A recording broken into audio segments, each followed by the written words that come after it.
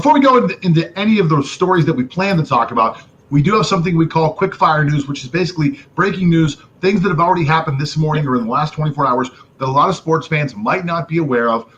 We're going to go to the sports nerd, into the bullpen. He's going to tell us all about the quick fire news for today, March 9th, 2021. Go for it, buddy. Okay, so let's get the ball rolling. We have 3 quick fire news today, John. So first things first, the New England Patriots are starting to do moves in this offseason. They are trading for offensive tackle Trent Brown, formerly of the Las Vegas Raiders. So Brown did rework his deal and agreed to a 1-year, $11 million contract as part of the agreement. But he will now return to the New England Patriots, and in exchange for Brown and a 2022 7th-round pick, the Raiders will receive a 2022 5th-round pick. You know, the Patriots are masters of these under-the-radar moves, as always. So how do you see this move impacting New England moving forward? Well, look, if you're New England, you say to yourself, listen, I'll give you a 5th, you give me a 7th. The odds of finding a good player in the 5th and the 7th round are probably pretty much the same, might be slightly different. But for at least the 1 year, I'm going to have a good left tackle that I can build my offense around. So, and I'm bringing in a guy that I'm familiar with. He played in New England before. Brown did have a very good career there. He cashed in by going to the Raiders. The Raiders have not signed good free agents. I mean, look at Brown. They just let go of Mike Williams. There are a few guys that they signed, gave big money to, that have all been let go now. So whatever happened there, to me, this is part of the story of like, okay, this is a nice move by the Patriots, but this is kind of telling us that Mike Mayock did not make good moves when he first came to the Raiders, or the moves he made were not taken advantage of by John Gruden. That has not been a great administration since they've come there. They've struggled to build a team. They had a lot of salary cap when they first got there, which is one of the great parts about that job, but they have not made the great moves. So when I look at it now, I'm thinking to myself, well, you tried to go in, and we're going to talk about this later on too. Teams that go in and spend a lot of money in free agency and how it actually pans out for them. You go in, you spend a lot of money, and you come out with almost nothing now. All the money they spent in 2019 is almost gone. It's almost off their books. They've almost cleared all those players off. They've got cap hits everywhere from a lot of those guys. And when I look at it, I say to myself, at some point, the media is going to start to feast on them. And they haven't done it yet. The national media has given the Raiders a pass because Mike Mayock was on the NFL Network, one of my favorite analysts on there, if I'm being completely honest. I thought he was great on television. John Gruden was on Monday Night Football, one of my favorite Monday Night Football guys of all time. John Gruden, I thought he was great in the booth. Neither guy has made a great transition back into football, and this is being on display with the trade of the left tackle Brown today. And that's how I look at it. I look at it less of a success of the Patriots and more of, so far, what has been a cataclysmic failure in the front office and the coaching positions at the Raiders. Yeah, for all the greatness that Mayock and Gruden had in the television booth, they haven't really translated it onto building a team. And the Raiders, honestly, for the past 2 seasons, they haven't really gained rapid strides with Mayock and John Gruden in tow. And in contrary, the Patriots, for some reason, they're just a shocking franchise as always. They still won 7 games last season, despite a lot of opt-outs and just possibly the weakest receiving core in the league last season, but they still had 7 games. They just have the ability to pinpoint which players they need to the smallest detail. And possibly this move, though under the radar, they see it benefiting them or blessing them tenfold because they know that the exact profile of a Trent Brown would fit their offensive line, would fit what they want to do. And that's why the Patriots, for the better of 2 decades, have been the benchmark of greatness in the NFL. They had a down season last year, and I see them bouncing back, maybe not to the best of their abilities, but possibly a winning record again in 2021. That's not impossible. And this is just the first move in the series of moves that they will do before and during the draft days. Yeah, I see a lot more moves coming up for the Patriots. They have a lot of cap space, although $10 million does eat into a lot of it. Last I looked, I believe they had $62 million in cap space, $11 million gone now, so I believe that puts them at $52 million, which is still a lot of money. But before we move on to the next topic, I'll just make the point of you see things like this happen a lot, and I think you're going to see a lot more things like this happen in the offseason.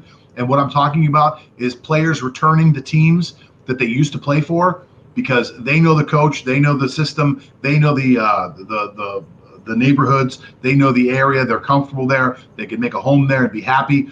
And coaches know the players. So in a year when you really can't have players come in and visit and get to know players, and you have to get to know them through Zoom calls, sometimes it's better to deal with the devil you know than the devil that you don't.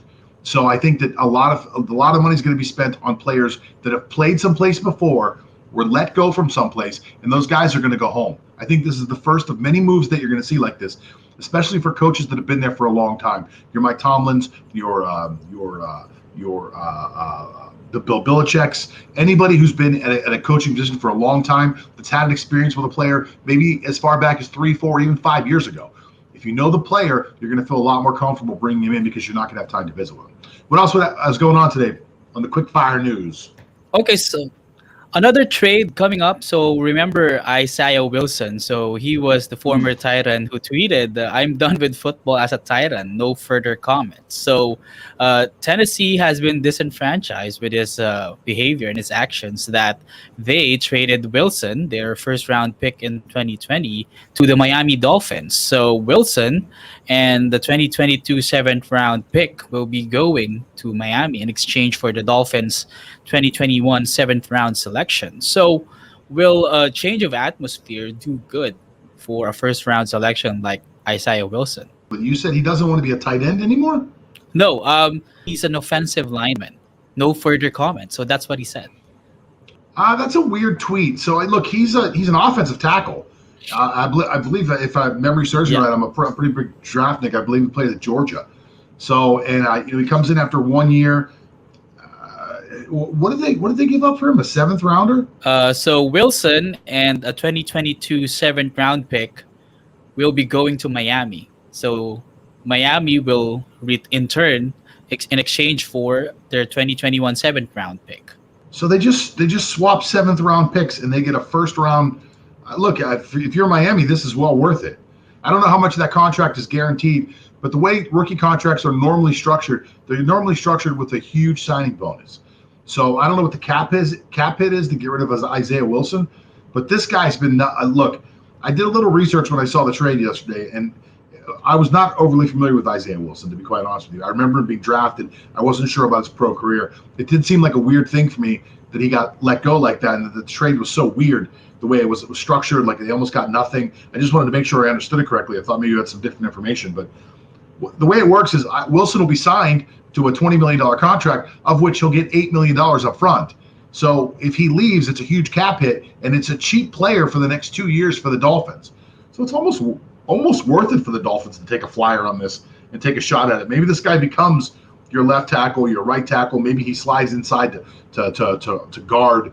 I don't know. To me, this is a great move for the Dolphins. Worth it to take a shot at a guy like this. Maybe a change in atmosphere, maybe a change in where he's at would help him a little bit, become a little more focused. I will say that Miami's really not the place for that to happen. I lived in Miami for a long time. There are a lot of extracurricular activities there. There are a lot of things that you can go and do in Miami that will distract you away from football. So I wish the young man a lot of good luck. I think that what we're seeing, though, is the way these contracts are structured now. You look at a guy like Dwayne Haskins or Isaiah Wilson. These guys are good. These guys are rich before they ever play a down of football. You're getting $6, $7, $8 million in cash before you ever play a down of football. If you're smart, you buy a house or you invest in someplace you want to live, and the rest of it goes into some investment that earns you maybe, especially now with the markets the way they are, 8, 10, 15% on your money, and you live like a king. You live off the interest of your money for a very, very long time while you continue to make money in the NFL.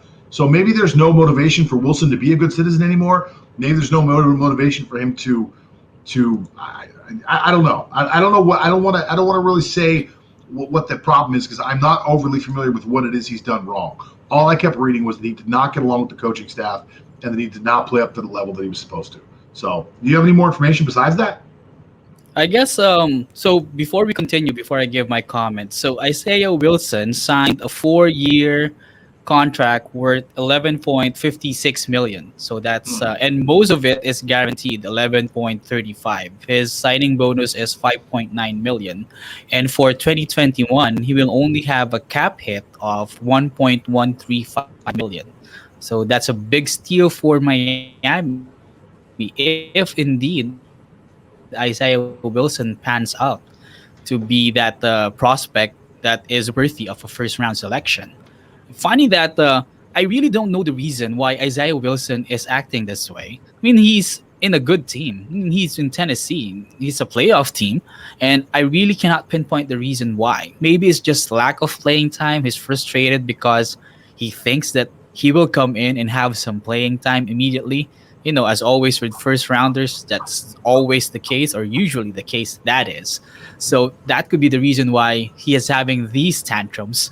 And because he doesn't have playing time, because Tennessee's O line is solid, so he just Yeah. cries and he just complains. And now, hoping that in Miami he gets his due, but he still has to fight it out. I mean, Miami won't win 10 games if not for a good offensive line in front of Tua.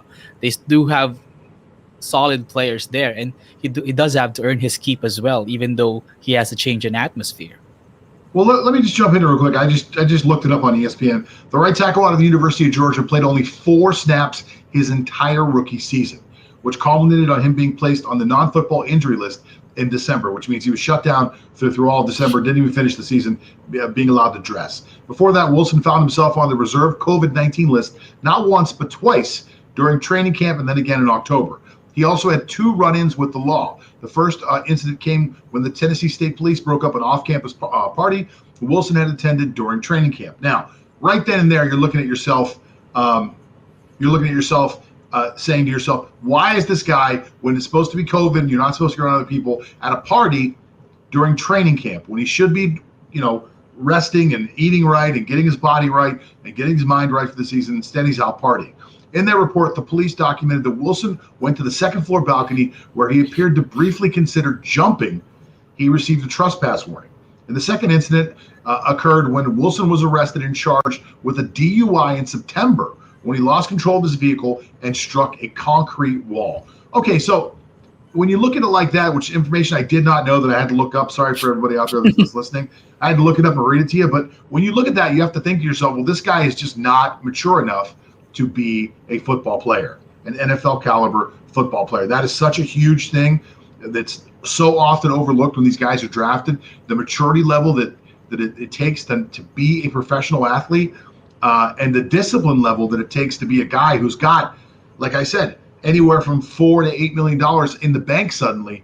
You're rich. I mean, you're rich. It's more money than you ever thought you were going to make in your whole life, and they gave it to you all at once in your signing bonus. You've got to have discipline to not say to yourself, "Screw it, I'm in party mode, man. Let's get this party started. Kegs are on me. Let's have a fun." But it's very interesting. I think it's a good move by the Dolphins. It's well worth it for a couple $1,000,000 to take a flyer on this kid for the next 3 years, see if you can turn him into somebody who can actually play some football. What else you got going on today? Yeah, so before we continue, Miami is not apparently the best atmosphere for him with just you read. I mean, he's a party Yeah, goer, and Miami is like the party capital of the United States or whatsoever. So yeah. let's see if he can discipline himself with this new atmosphere, or if the team will be in his reigns. All right, Okay, what so else you moving got? forward, so Rod Woodson, Hall of Famer, you used to play for your favorite team, the Pittsburgh Steelers. Yeah. So he had a guesting in this radio station, 93.7 The Fan, and he had something to say about free agent Juju Smith-Schuster. So I will quote the entire statement from Rod Woodson. Quote, "I would not bring Juju back. I love his personality. You give him that kind of money, which is $16 million, you're saying he's a number one wide receiver. He's not. I think someone is going to overpay him. He cannot run every route on the route tree." So what do you think about Rod Woodson's statements about Juju Smith Schuster? Well, first of all, I just on a personal note, I love Rod Woodson. I think Rod Woodson is one of the best NFL analysts of all time. I used to love every time that guy talked. It felt like it came from a place of true common sense, and of course, a lifelong of this experience as an NFL cornerback, and then a safety, and then he coached for a while. Rod Woodson to me is an absolutely brilliant football mind. It is amazing that no one has put that guy to work, especially in the television landscape or even on the internet landscape. He is just fantastic in my opinion. And I respect his opinion almost everything he says. I kind of agree with him. And in this case, I'm actually on Rod Woodson's side 1,000%. I like JuJu Smith-Schuster. As a person, I think he seems like an okay guy. To me, he seems like an overly produced person. And I think as time goes on, that will become more and more of an issue. He's far too concerned with, just like before, okay, so I don't want to get overly political, but there was a time when everybody was kneeling for the anthem, and I thought to myself, listen, it's a fine idea, it's a fine sentiment, but you're at work and you shouldn't be doing that. And that's really what my argument is. You're at work and you shouldn't be doing that. And I look at JuJu Smith-Schuster going out and before a game starts and recording TikTok dances and making clips for his Instagram and doing all these things that are just not appropriate while you're at work. You're being paid by someone to do a job. So while you're at that job, do that job. Don't take the time that while you're doing that job to also focus on another job that you have. To me, you're cheating your employer when you do that. Along with the fact that you're bringing an unwanted amount of attention to you, which really is not something that people need. The other team doesn't need extra motivation. That's why they want to beat you so badly. So to me, those are all bad things. But if you want to talk about Juju's actual play, I think JuJu Smith-Schuster is a fantastic slot receiver, and which makes him a number 2 or number 3 guy on a team really. He's got good hands. He'll get you the extra yards when he makes the catch, but he's not fast enough to beat anybody. He doesn't run incredible routes. He has not learned the nuances of the game that way, and to me, he's just a very good player and not a great player. He won't be back in Pittsburgh because the projected salary that I saw for him, I believe, is $16.2 million, and he is not worth that amount of money. A player that you're going to pay $16 million, 12, 14, 15, 16, anywhere in that number has got to be an incredible difference maker. If he's a wide receiver, he's got to be someone that scares the hell out of defensive backs and insists and makes it so that when you split him wide, they have to bring a safety out of the box instead of safety deep, so he's respected with double coverage. And JuJu Smith-Schuster is not that player. He just isn't.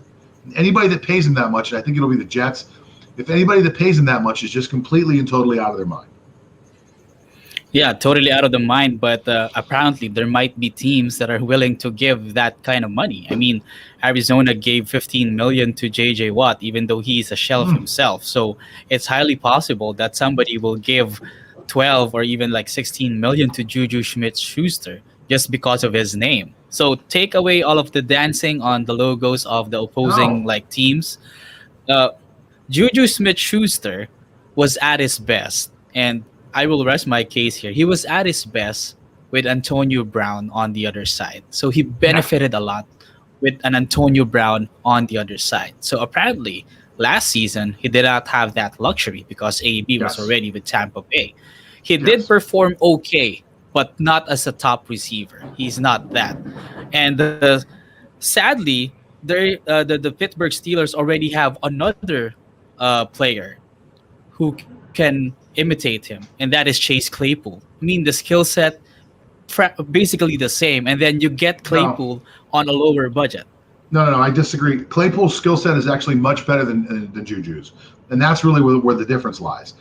I think on the same team, Chase Claypool has a better skill set. Chase Claypool is a bigger, faster, stronger receiver that can actually beat people downfield. He's a better skill set than JuJu Smith-Schuster.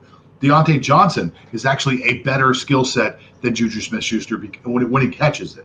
Deontay's just got problems with drops, but Deontay's quicker, faster, gets in and out of breaks faster. He scares the hell out of people. He can get deep. He can do all the things that JuJu Smith-Schuster can. Quite honestly, there's another kid on the Steelers roster by the name of James Washington who hasn't really gotten a chance to play but will. And James Washington, to me, may be the most complete receiver that the Steelers have. James Washington does everything and does it really, really well. And he's got that same kind of like man strength that JuJu Smith-Schuster has.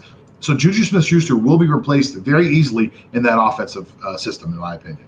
And it's going to be a whole new offense. It's going to spread things out. Matt Canada came in, new offensive coordinator. To me, listen, again, I like Juju Smith-Schuster. Let somebody else take on that salary, go somewhere and overpay him to do whatever it is he's going to do.